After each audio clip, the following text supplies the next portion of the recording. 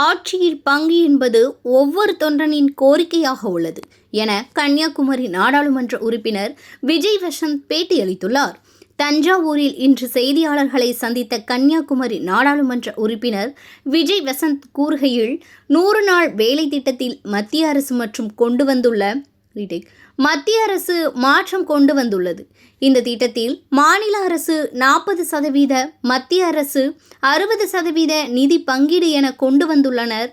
ஏற்கனவே மாநில அரசு பல்வேறு திட்டங்களை செயல்படுத்தி வருகின்றன.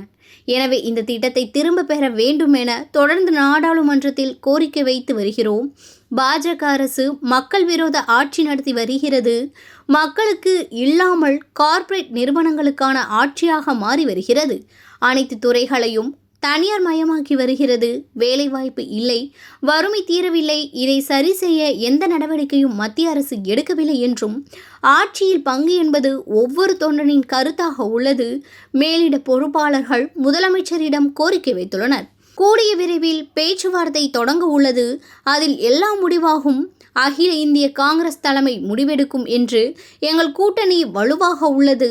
கூடிய விரைவில் பேச்சுவார்த்தை தொடங்கப்படும். எஸ்ஏஆர் தவிர்க்கப்பட வேண்டும் என்று தொடர்ந்து வலியுறுத்தி வருகிறோம். 97 லட்சம் வாக்காளர்கள் நீக்கப்பட்டுள்ளனர். இன்னும் பல லட்சம் வாக்காளர்கள் சேர்க்கப்பட உள்ளனர். பீகாரில் கடைசி நேரத்தில் பல லட்சம் வாக்காளர்கள் சேர்க்கப்பட்டுள்ளதாக குற்றச்சாட்டு உள்ளது. எனவே இதை துல்லியமாக பார்க்க வேண்டும். யார் தூய சக்தி என்று வருகின்ற 2026 தேர்தலில் தெரிய வரும். புதிதாக வரும் கட்சிகள் ஆளும் கட்சியை எதிர்த்துதான் அரசியல் செய்ய வேண்டும். இந்த ஆட்சி நல்ல திட்டங்களை கொண்டு வந்துள்ளார்கள். எங்கள் கூட்டணி வெல்லும் என்றும், அகில இந்திய காங்கிரஸ் கட்சி கூடுதல் இடங்களை கேட்கும்போது கன்னியாகுமரி தொகுதி கிடைத்தால் சந்தோஷம் என்று கூறினார்.